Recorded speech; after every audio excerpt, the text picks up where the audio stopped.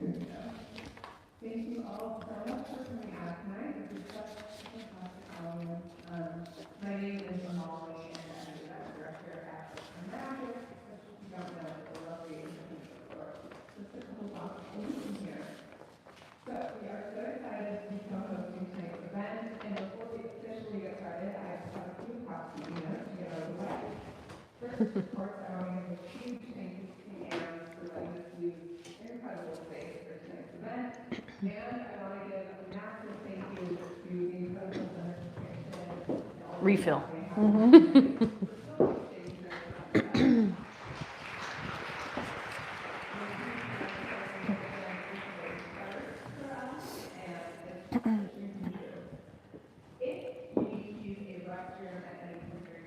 During the event, they are circulable by right to your left in the far corner of the next room. Towards the end of the discussion, we'll be doing an audience Q&A via a line down the central aisle with this microphone right here. We'll let you know when it's time to start lining up for that. And finally, I know that many of you picked up a copy of the book when you checked in, but in case you didn't, we have plenty of additional copies of The Mighty Red available for purchase tonight at our table in the front. There will not be a signing line afterwards, but Louise has graciously pre-signed all of the books, including the back of the titles that we have tonight. So be sure to check those out. Oh, I can see my mother. I can see through the crack in the door. My honor to hand it over to Louise from the Center for Fiction to introduce our author.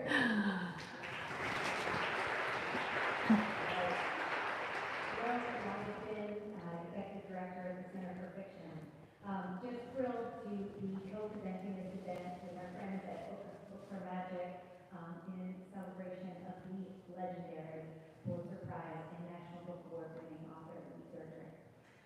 So because I'm in a room full of readers and past writers too, I'd like to take a moment to invite you to come to the Center. We're a 200-year-old cultural arts nonprofit, and our mission is to encourage people to read and value fiction and to support and celebrate its creation and enjoyment. So we do our work through public events like this one, reading groups, writing workshops. We run a kids read program offering immersive reading experiences for kids, and we support early career writers with a first novel prize and an emerging writers fellowship. So come see us at our space in downtown Brooklyn. Now for the business at hand tonight. What an honor to welcome to the stage Louise Erdrich. Erdrich's novels introduce us to complex characters whose lives are deeply impacted by systematic oppression. In her stories, readers feel the collective grief and the collective resilience as her characters' lives reverberate off the page. In her new novel, The Mighty Red, Erdrich takes readers into the world of industrial farming, factories, and the economic crisis of 2008. This novel is a little from New York Times. This novel of a great class man and teenage love triangle, all set in the River Valley. An absolute pleasure to introduce Louise Erdrich, who will be in conversation with best-selling author, hero here in Brooklyn, and fellow bookseller in Straub.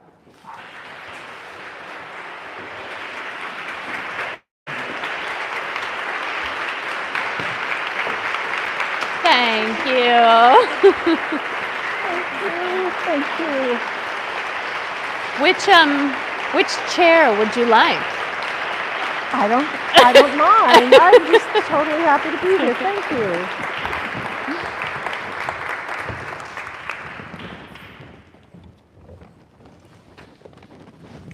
Hi, everybody. Do you want to start with Yes. your welcome? Hello. Bonjour, hello, my relatives. Thank you so much for being here tonight.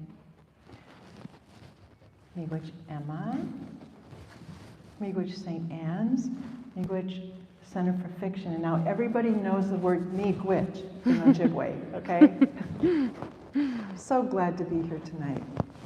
And we were just talking in the back, and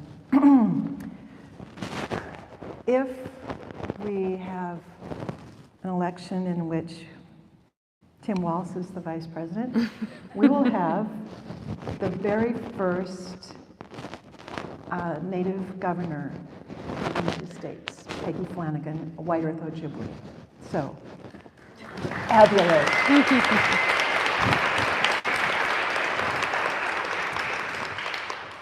Before I start, going out on a book tour, I decided that wherever I did stop, I was going to read the work of a writer who's been silenced, from Hong Kong to Ethiopia to Gaza. We're losing bright, brilliant voices, and one of those people was Hiba Abu Kamal Nada. Not just passing. Yesterday, a star said, "To the little light in my heart, we are not just transients passing. Do not die. Beneath this glow, some wanderers go on walking. One day, all gardens sprouted from our names, from what remained of heart's yearning. And since it came of age, this ancient language has taught us how to heal others with our longing. Oh, little light in me, don't die, even if all the galaxies of the universe close in. Oh, little light in me, say, enter my heart in peace. All of you, come in." Thank you. Thank you.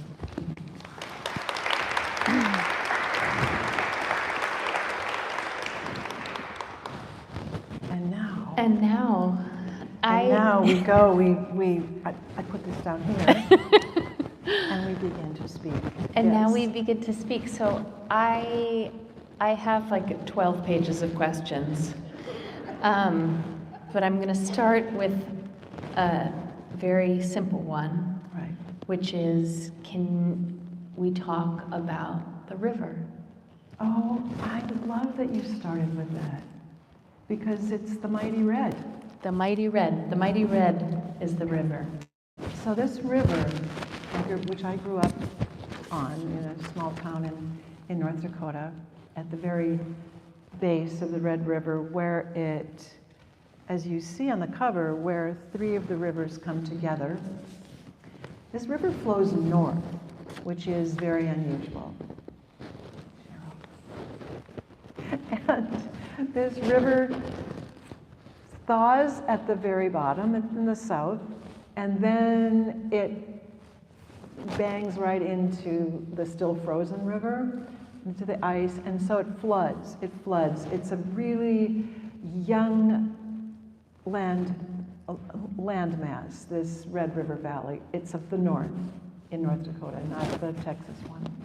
And the water spreads over all the fields, and as I grew up, it was like going out. The roads were all slightly raised because of the frequent flooding, and so it was like you were driving through the ocean. You know, it was like that Spirited Away when she's on the train tracks between bodies of water. So that's what it was like, because the fields were all flooded.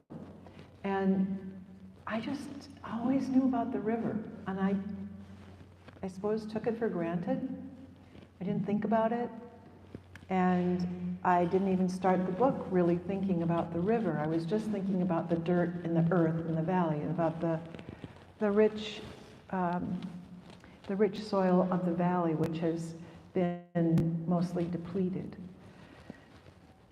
But then I also began thinking about all of the crops, including sugar beets, that grow in the valley. So there we go, from river to sugar. So what is amazing, I mean, one of the many amazing things about this book is that you can just feel, reading it, that you understand this land, but also that you learned a lot about sugar beets. I mean, there's a line in the acknowledgments that also sort of appears slightly differently in the book, with a line from a farmer about his totals, right? Is that how you learned? Like, was it just in speaking with people who did this work? Yes, Yes. yes. Well, my first job was hoeing sugar beets. Oh, wow. So I knew what it was like to be out in a field working, getting crop dusted, getting really hot feet and hoeing sugar beets. Yeah. But I didn't know anything about growing them, what it was like, and as I grew up, why the landscape changed from a relatively small farming set of communities into an industrial farming world with huge sugar factories lining the, it's I-29 is the highway that goes up and down the Red River Valley, and it's lined with sugar factories. So I wanted to know more, and that's why I started writing this book, because it would force me to figure out what had happened and figure out a little bit about growing sugar beets. Is that often how books begin for you, where there's a piece of information or something that you want to understand? Always. But I should say before anything else, sugar beets are these massive white beets. And because I think people think, oh, I keep getting this, beets are red. Everyone Right. would think a beet is red. Yeah. A sugar beet is white, and the sugar has to be boiled and pressed, and all that's why there's factories, because they go through this process that's very complicated and gives off a horrible, the sugar beets in here. There's a lot of like, oh my, the sugar beets are at it again. They're piled up, the piles rot. It's a whole landscape that is dominated by sugar beets, although they're not even always the biggest crop. There's wheat, soybeans, flax, sunflowers, which are gorgeous to have in your field. Yeah. And then these sugar beets. But yet it always starts with something like this, like what is the cost of sugar? And sugar is one of my favorite things. I mean, I really like, donuts or, I like things with sugar. I like the things that appear in the book, right? The blueberry crumble bars Right. and all kinds Yeah. of stuff. So I like sugar. So, but what is the cost? So, for instance, one of the people I talked to, I went to high school with, Clyde Johnson. And when I was talking to him, we were about done talking, and then he told me, hey, I've written down every night after I come back off my shift, I write down I write down my mileage, and I write down the number of gallons of gas I used, and from that we extrapolated this incredible 23-year truth of what it costs just for one truck. Yeah. He alone has used 30.5 tankers of oil. Wow. 8,000 gallons a tanker. Right.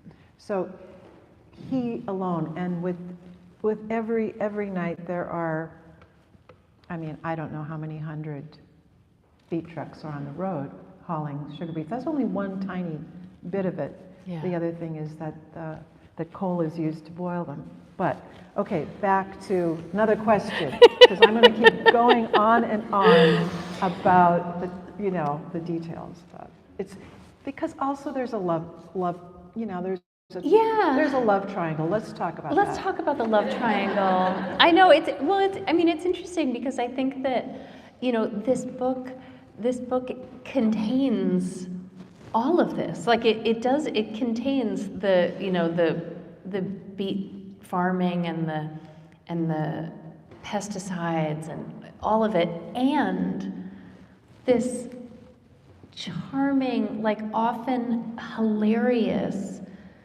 romance or romances. How did you sort of, but they're all connected, obviously. All of these parts of the novel are connected. But so, Yeah. how did you discover the way these stories work together? Well, I mean, apparently age doesn't save you from having awkward romances. so, I mean, I'm 70 now, but I'm looking back, I mean, I feel like I still, at heart, I feel close to being a teenager. And so I have these teenagers, and they are, one is the football star, the coddled football star, but he also is the hereditary son of a very wealthy sugar beet farming family. So there's him. Yeah. He's also really handsome. And very persistent. And he won't stop going Yeah. after our heroine, Kismet. And I then love Kismet. Do you? Yeah. You don't? No, I love Kismet I too. love I love Hugo But most of all. Yeah, I love Hugo too. I love Hugo. He is,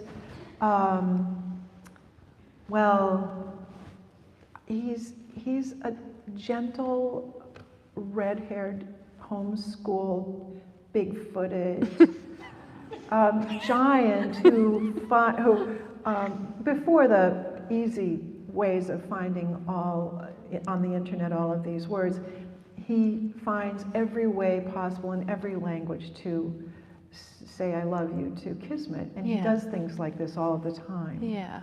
Yeah. And he is a child of a bookstore.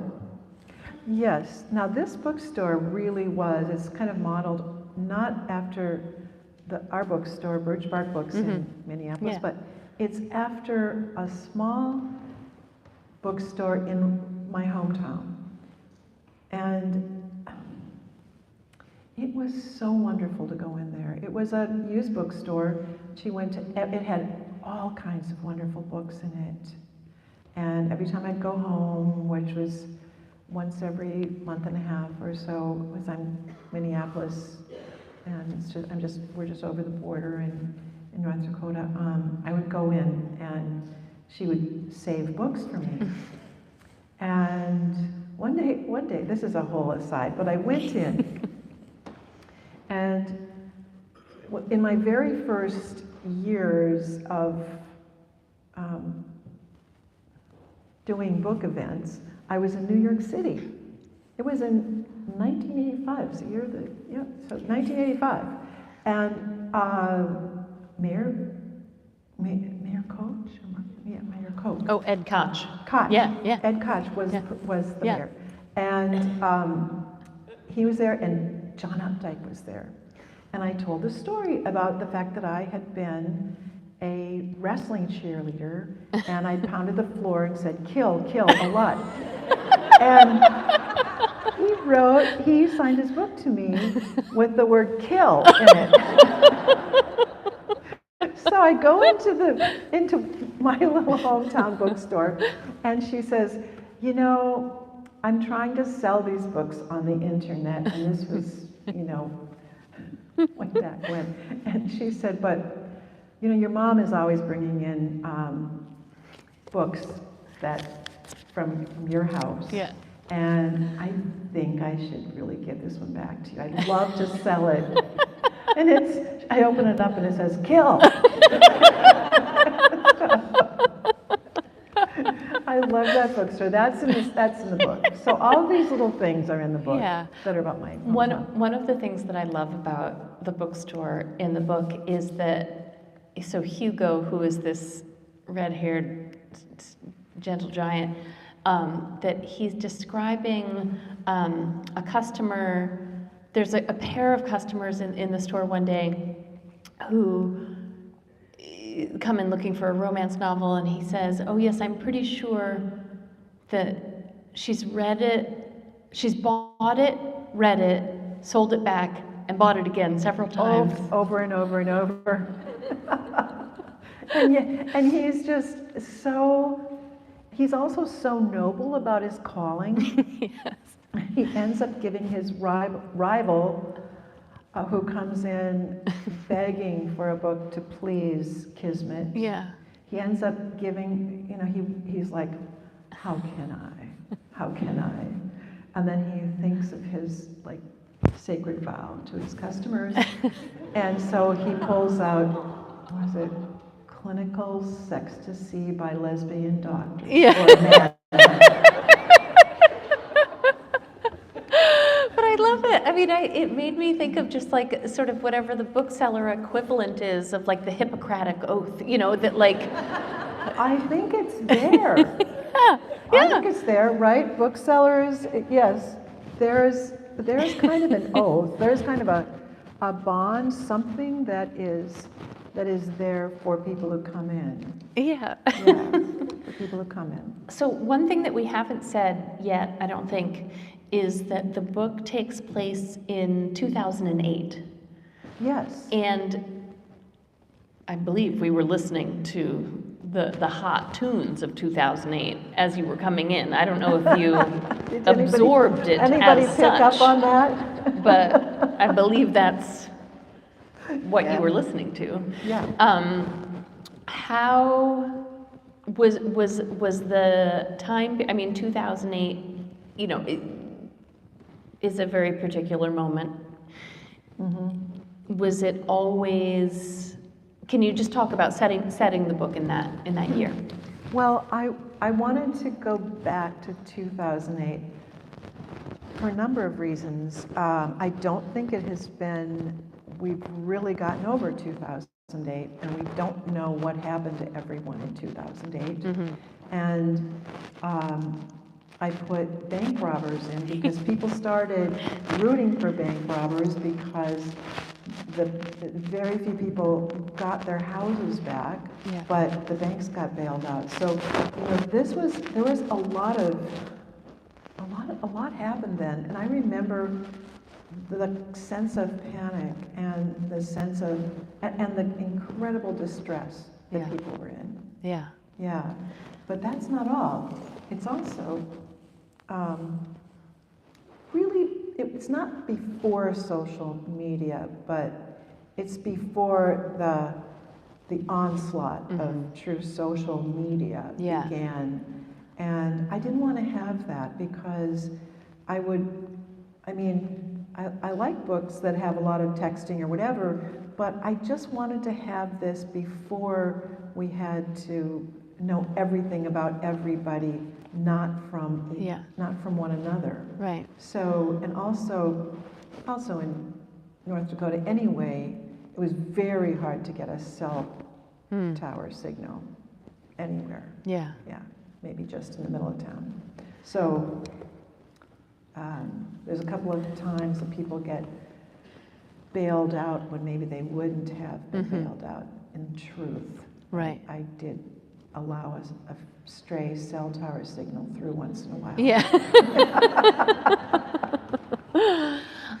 Can we talk about the bank robbery? I mean, I don't, if you haven't read the novel yet, I don't want to spoil things for you, but I loved it. I loved it so much.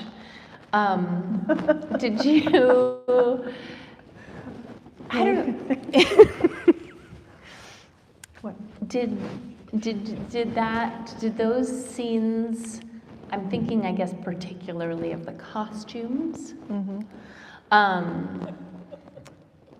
Were you did you go looking for ways in which to add humor? Not really. So there were a surprising number of disguises that people would put on to rob banks. Yeah. And this was, again, I wanted to do this before there was the level of surveillance that there is now. Yeah. So these couldn't have happened at all. And there was, and so my father, and I used to collect bank robber stories.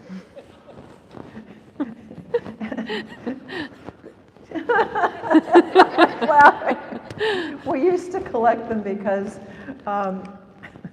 he was a Depression era guy, and there were so many bank robberies in the Depression. Yeah. And there was a bank robbery that in my hometown that appears in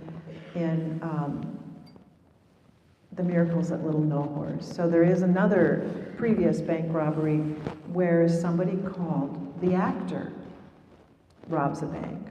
But there really was a bank robber like this. And there were, people were doing a lot of disguises in the early aughts and all through the 90s. Mm-hmm. We had a guy who was in the paper where he was wearing, he was a penguin, because I guess he liked Batman. Anyway, he tripped over his feet, and there was another, well, I've got a whole bunch that didn't get in there.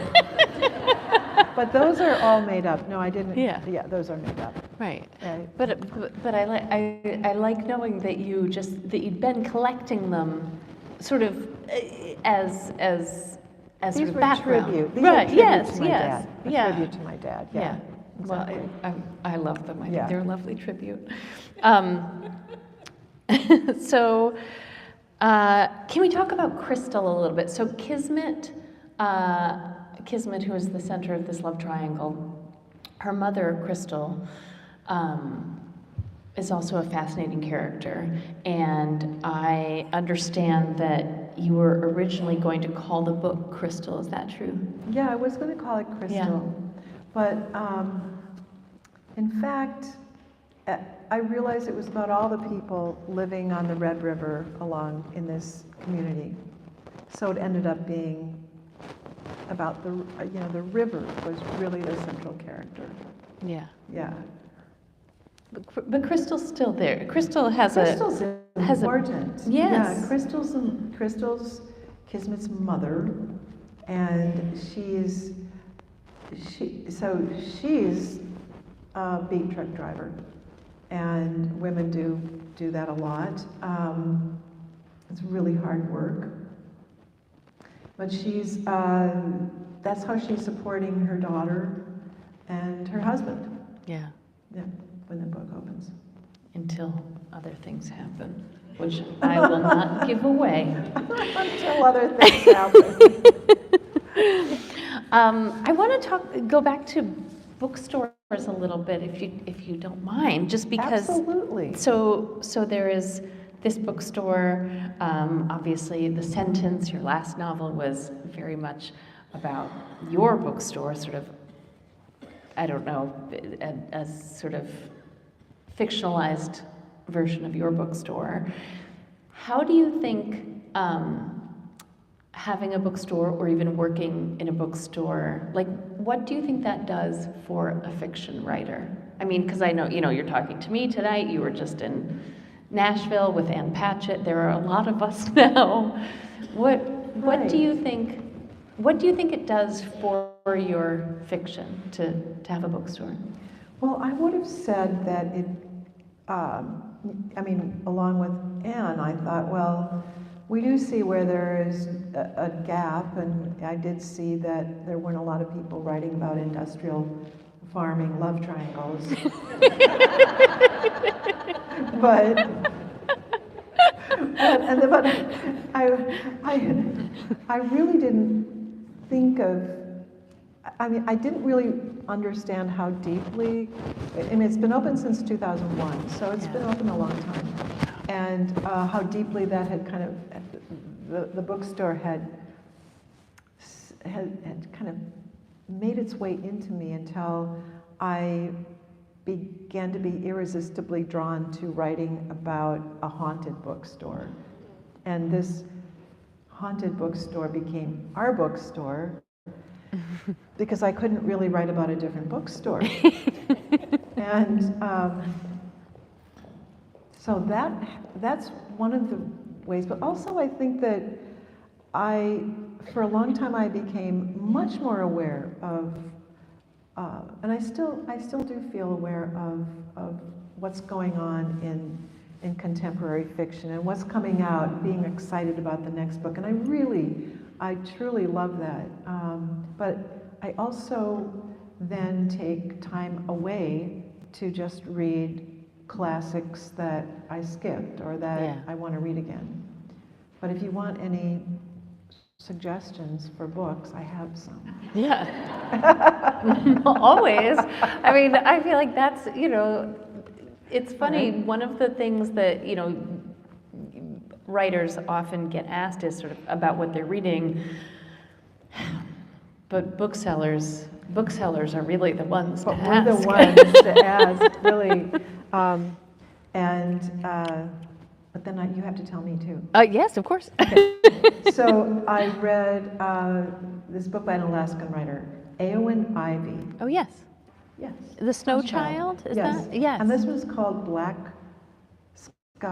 Blackwood's Blue Sky. And it's a sort of fantasy romance. It's really alarming because the guy is a bear sometimes. But the great thing is, it's a very sensual, it's an incredibly beautiful book. He's a bear, but he also is a good babysitter. So that's really, what more can you ask? And she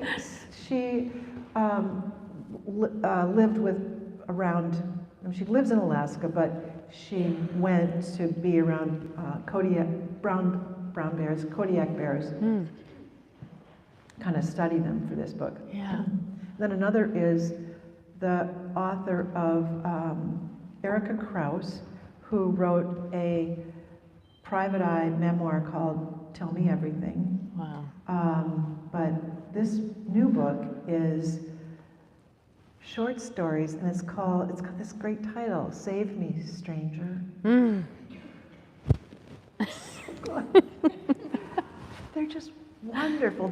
Each story is just packed, and each character, each narrator, it's like she does that thing that Chekhov does, where you have a whole novel in a few pages. Yeah. It's so good. I will admit in front of all of you and everyone who's watching that I used to read short stories all the time, and I hardly ever read them now, except right now I'm reading Curtis Sittenfeld's new book of stories. She's a Minneapolis person. She has a new book of stories that comes out in, I think it's February, called Show, Don't Tell, which is also a pretty good title. Yeah. But that's exactly the way I feel about her stories, that that you just can't believe that this is 15 pages or something, because it has everything. It has everything in it, and the characters are so fully developed, and the story covers 40 years. Right. And you just think, how did you do that? I don't know. I can't wait to read it. Yeah. Yeah, you'll love it. Yeah. Okay, I don't know. I feel like someday, at some point, there's going to be a microphone that appears in this aisle, and so you can start thinking about questions that you want to ask Louise before it appears, just so you're ready when it does. Okay, I want to ask you, if I may, about pace. And maybe this actually, it's connected to that idea of a short story that contains everything. Because one of the things that I love that this novel does is that sometimes it really slows down and luxuriates in information or in scene or in setting. And then sometimes it moves really quickly. Like at the end there are all of these, you get so much information so fast, sort of like a river, you know? And I don't know, I don't really know what my question is. Maybe it's just, can you talk a little bit about how you thought about pace in the novel as you were writing? Well, as my daughter, Palace, is in the audience and she knows, I have like 2 other books about this long that are not in those pages. Yeah. So the pacing, it became that I wanted something, I wanted to take out a lot of extraneous, there's just so much description that's behind everybody's behavior, what they do. And that turned out to be a good thing. But tension and pacing are something that I don't think anybody, and I don't know how anyone can actually tell another writer how to do that. I feel like it just happens to you as a reader, that you absorb after a while. You absorb the way it feels to read a book that you wanna read the next bit. Yeah. And it's not just because, I mean, Lena Ferrante like leaves the cliffhangers, which are, they're sort of tongue-in-cheek cliffhangers, I think. But it's not even having cliffhangers, it's having this, it becomes kind of innate where you think you want to speed it up a little. You know what I'm saying? As a writer, that you develop a feel for it over time. And then the other thing, the reason a lot of it got cut out was because I want to be entertained when I read my own books. Yeah. I decide like, what's the point? Really, I like to be entertained by my own books, and I like other people to want to read. I really, I wanted to get this information out, but I also wanted there to be tension in it, and I love tension in a book. Yeah. Yeah. So meaning there, like this could have been like 1,000 pages. Yes. But then with just a little less self-control. Yeah.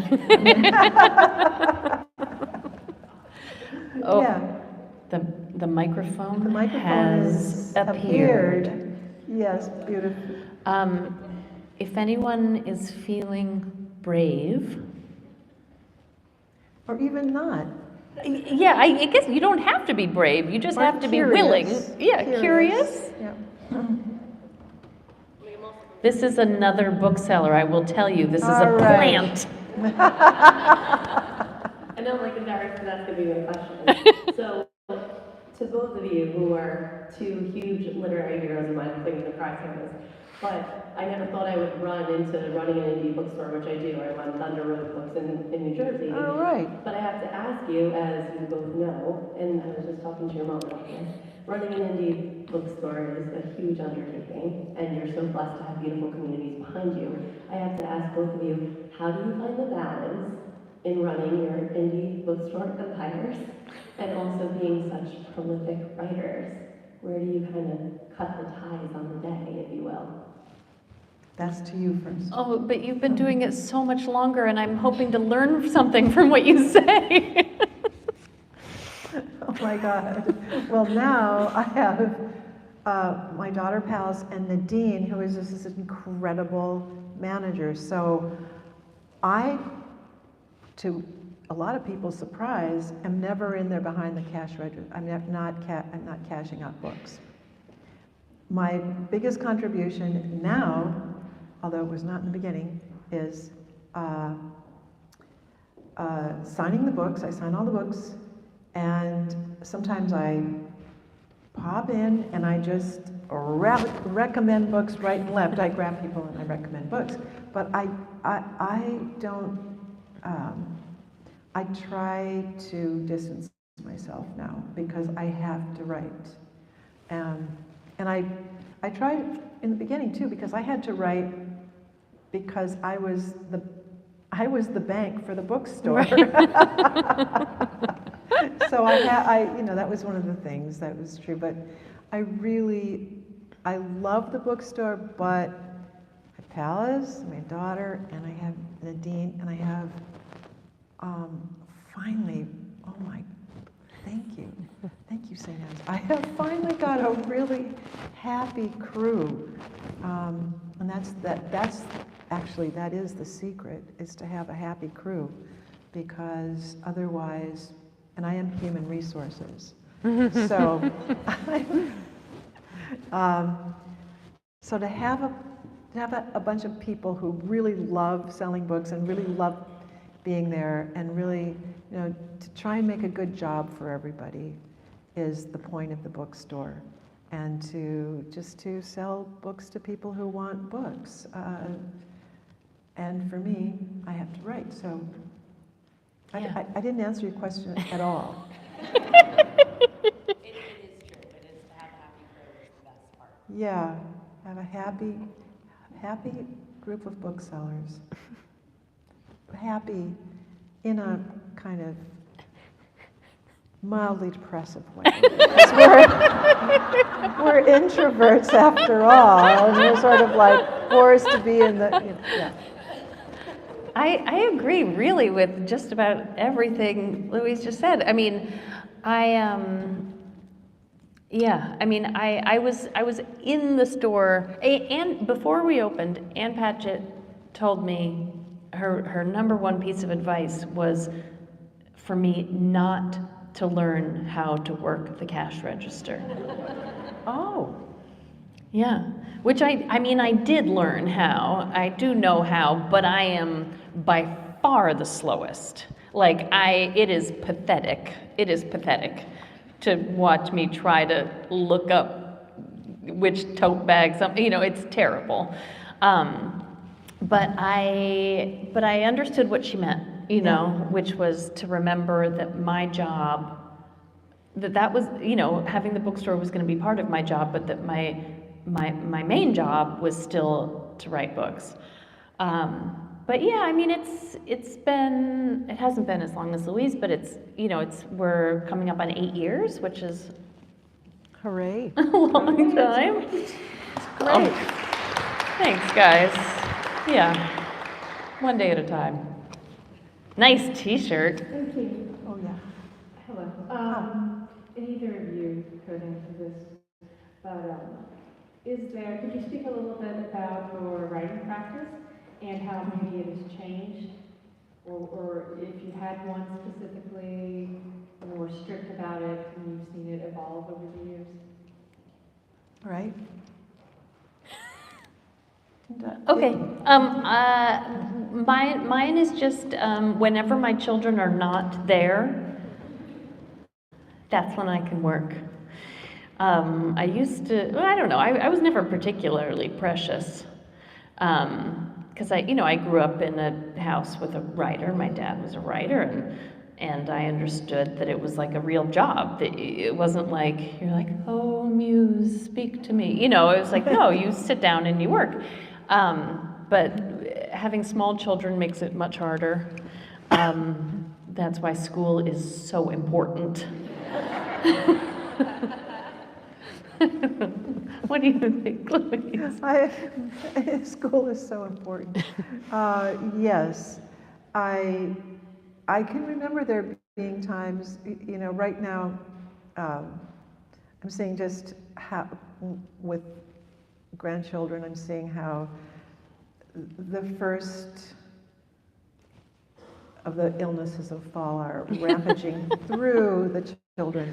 And I remember that happening and me thinking, I'll never be able to write. So it took me about 5 years to finish tracks. I wrote Love Medicine and The Bee Queen, and then it took me 5 years. I just needed to be with my babies. Yeah. And that, I was worried about that, but it turned out to be fine. And so I have a process much like yours in which I just get to the writing no matter what. I have a notebook with me at all times. I start writing if I have an idea, and if I can keep going, I keep going. And now that I have more time, I don't feel like I spend any more time writing than I used to when I was struggling. I think there's like a limited amount of concentration inside of us, and that we're going to find it or not every single day. Yeah. That's very reassuring. Oh my gosh, there's a rush for the microphone.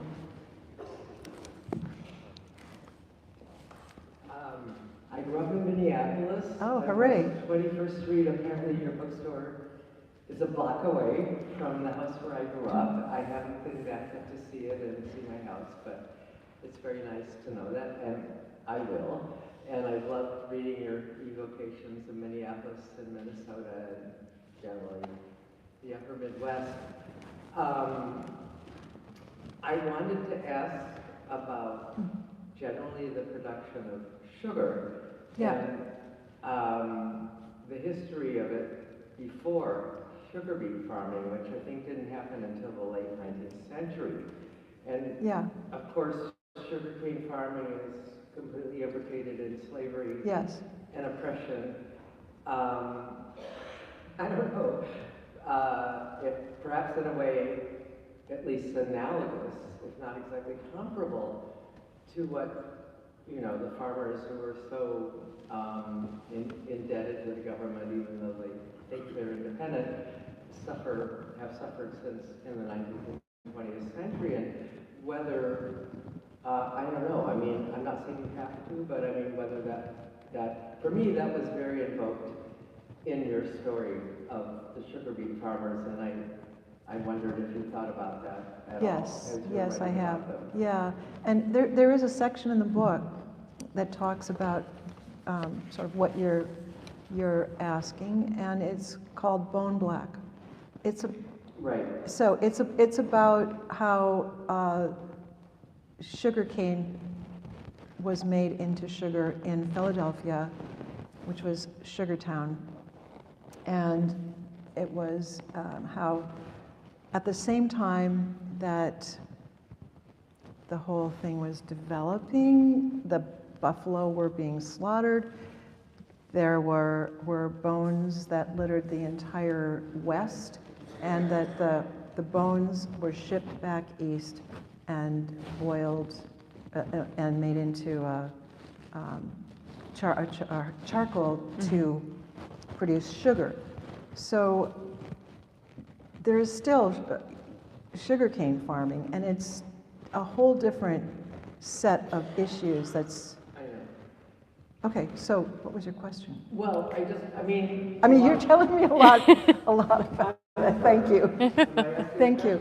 No, I don't know, but you there's a whole know. history, and Yes. it's international. I mean, it caused in a way that sugar coming to England caused the Industrial Revolution, because instead of eating, people put cheap sugar in their tea and go on working. So it's just, You've got to write a book on it. Yeah, You have to write a book. I've written a couple books. Okay. But anyway, Thank I'm you. just curious about that ghost history. Thank you. Thank you so much. Hi. Hi. I wanted to ask about just the way you write about place and land, and I think one of the things I love the most about your writing is just how how strong the sense of place is. And I was curious if you could share your thoughts on how you have thought about representing place and land throughout your writing career, especially as like the way we like culturally, socially have had this total reckoning with what it means to live on Earth and in a place and how our actions affect it. So I was curious if we could talk about that and your thinking around that. Talk about the relationship between our actions and our place. How you're thinking of your job as a writer representing a place, how that's evolved through your career. Well, I didn't really, I didn't really have the option to write about very many places because I just am the kind of writer that had to be rooted somewhere and then write about it. And there's many other kinds of writers. But I feel as though we do have a responsibility wherever we are, wherever we end up, to thoroughly explore and think about what our place is, who we are, what our actions are doing, what's our best purpose in life? How can we be people who are concerned and care about each other and our surroundings and our land? And so that's part of what the books are about. Thanks. I actually don't have a specific question other than to say that I'm like a fangirl. I am so excited to be here. I've read everything you've ever written, starting with Love Medicine. I want to know if you're ever going to revisit Sister Leopolda, Marie Cashpaw, Nectar, Nana Bush. I loved all these characters. I've recommended everyone I know, and I feel like you've reached so many people through your characters. They're so memorable, every single one of them. That's And very kind. I love the Catholicism throughout it because I relate so much to it. Like the last report of the Miracles of Little No Horse. I mean, I've reread it like 10 times. And Master Butcher's book, singing. Thank you, because that's the one that I really think, that's where I really felt like I could feel that I was, seems odd, but I could feel that I was going to really be okay as a writer. And I loved it, and I'm just complimenting you because it's like, I said to my daughter, I'm going to be like a geek at a No, that's all right. Thank you so much. Thank you so much. And who is it behind you who Oh, good. were you holding this place for your mother? She was. Yeah. Because I'm a little shaky sometimes. Oh my God. Okay. Love books are magic. Yeah. Thank you for doing that. Hello. Hello. So I'm too a fan, of course. And my question actually has to do with, is kind of a Catholic question also. And what I have read is that in your store, with Birch Park Books, that you actually have a confessional in the bookstore. And not only do you have a confessional, but you invite people to go and sit in the confessional. Is that right? No, we have a little, we have a little sign that says our insurance does not cover damnation in the confessional, because it's a bit fragile, and also we have just 800 square feet, so it's storage space, but it's all collaged, and there's a lot of statues, and people have carved saints for us to put into it. And now it's a forgiveness booth, so yeah, so people can come and just like touch the confessional and be forgiven. Yeah, It's, I love the idea of being so forgiven. that's what it is now. Yeah, but yeah. Thank you so much. I love that question too before me, where she couldn't help naming all the names of her favorite characters. Oh, thank I have to name the road, you know, and think about it all the time. I love Blue Jays dance, and I wonder if we can expect ever some more writing about your daily routines and observations and pasta making and fox watching. Yes, I'm going to actually probably revise Blue Jays Dance, and there is a book out called Books and Islands in Ojibwe Country that's about being on the road with a toddler.